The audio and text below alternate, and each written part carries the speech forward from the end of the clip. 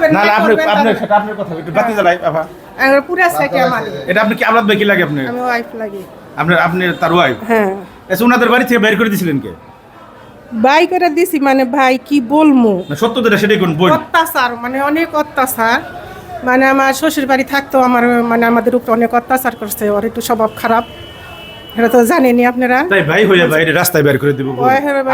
বাধ্য হয়ে বুঝছেন, একজন বোন আপনার এটা বুঝি ভাই নসজ্জর ছুটে মানে কুলাইবার না পাইরে মানে অনেক অত্যাচার করছে আমাদের উপরে, অনেকবার মীমাংসায় বসছে, মাইমত বর নিয়ে বসছে, পাড়া প্রতিবেশী নিয়ে আত্মীয় স্বজন সবারই নিয়ে বসছে, মানে না কোনো কিছুতেই মানে না। আপনারা বলেন একত্রে কি যাবো থাকা যায়? আপনারা ভাগ করে নিতেন মাঝখান দিয়ে একটা বাউন্ডারি দিয়ে একটা ভাগ করে নিতেন। আপনি কি লাগেন? আপনি কি আমি লাগেন? আলাদা শাশুড়ি বাবা। আমার শ্বশুরে আপনার ওই বাসায় আপনার হেরে রাখছে যে জানি আমার ছেলে অন্যরকম, এই ছেলের নগে বনবো না, মানে চলবো না, এর নিকে হ্যাঁ আমার শ্বশুর ওই জায়গায় হেরে রাখছে যে এই তো এই বাড়িতে থাকতো রে বোন। এই বাসায় আপনি উঠছে আপনার ওই যে বাড়ি ভাঙা যাওয়ার পরে ও বাসা জ্বরে আসছিল, জ্বর আসার পরে বাড়ি ভেঙে গেছে, পরে বলছে যে বাসায় ভাই এরকম আমার ননদ দিয়ে পরে কেছে ভাই এমন কোন জায়গায় থাকবো, তাহলে একটু ওই জায়গায় থাক, পরে যখন বাড়ি ঠিক করবো তখন ওই জায়গায় চলে যাবো।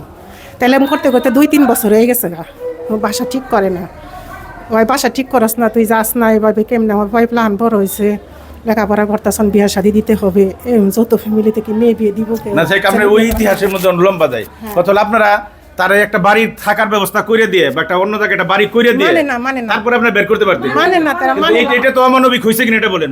একটা মানুষের আপনি যদি বাসায় একটা ভাড়াটিও থাকে তারে উইদাউট নোটিশ ছাড়া সময় দেওয়া ছাড়া আপনি বের করে দিতে পারেন না, বাংলাদেশের আইনে এটা হয় না। শুনেন আমার কথা শুনেন, তারপরে আপনি 2-4 দিন আগে ঈদের 3 দিন পর 4 দিন না 5-6 দিন পর আপনার আমার ছেলে আর আমার হাজব্যান্ড বাহিরে বেরিয়েছে, ভার্সিটিতে যাবো আমার ছেলে আর ওর আব্বু যাবো দোকানে, তো বলছে আমার একত্রের সাথে নিয়ে যা, মানে 1 সপ্তাহ পরে বাইরে হারা হানে আমি ঢুকছি বাথরুমের ভিতরে, আমি জানি না বাইরে যে মারামারি হচ্ছে, মানে আমার দেবরে যায় না হুমানে আমার হাজব্যান্ডে বাড়ি শুরু করছে, আমার ছেলে মোটরসাইকেল বাই করবো, পরে বাড়ির শব্দ শুনে সে গেছে আপনি বাহিরে যে দেহ আব্বুরে বাইরে আইতেছে, বাইরে আমার ফালাই দিছে, আর আমি জানি না যে মারামারি হচ্ছে, পরে আমি কই কি জানি, পরে বাড়ি থেকে চিল্লাচিল্লি শুনে আমি ছেলে যখন গেল তাহলে কি অ্যাক্সিডেন্ট হলো।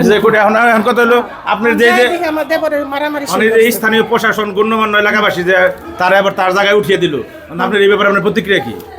আপনার মামলা চলতেছে, মানে কোঠে মামলা চলতেছে, মামলা কি তার বাড়ি এটা 2 ভাই পাইলে নিব, সমস্যা নেই, মামলা বিষয় না, সে এই জায়গায় থাকতো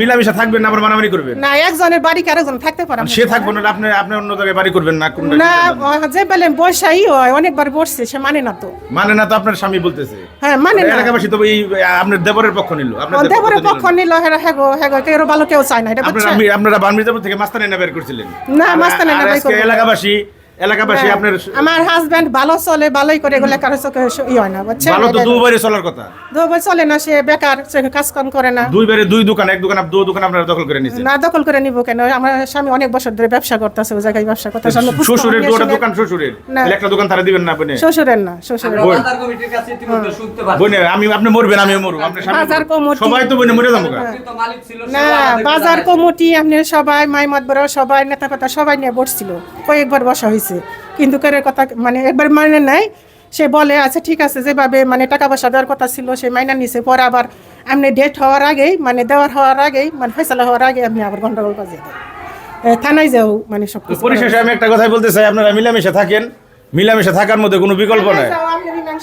মানছে পরে এসে তার রাষ্ট্র দিন পরে আপনার যে স্বামী আওলাদ সে কিন্তু লোক হিসেবে খোটা ভালো না, বিভিন্ন মানুষ বলেন না, যা বলেন আমি আপনাদের বলি কমপক্ষে 200 মানুষ সবাই বলা খারাপ তাহলে সবাই না, কোন মিনিমাম 200 মানুষ আমার এই পর্যন্ত ফোন দিয়েছে আপনাকে বিষয়টা ভালো মামলার কথা বলেন, উনি তো আওলাদ তো এবং আমরা দেবর তো এই সম্পত্তির মালিক, প্রতিশ্রুতি সেও সম্পত্তির মালিক, মামলা কেন আসবে? আমরা কেন না বলতাছি না, আমাদের উপরে যদি এই করে অত্যাচার করে, আমাদের উপরে আমরা বাড়ি করছি, আমাদের হক যদি নিতে চাই তাহলে আমরা মামলা করব। আপনি তো বড় ভাবি হলো মায়ের সমতুল্য, সে 1 মাসের উপর হয়ে গেছে, এভাবে একটি প্রায় 2 মাস মায়ের তুল্য 2 মাসের জায়গায়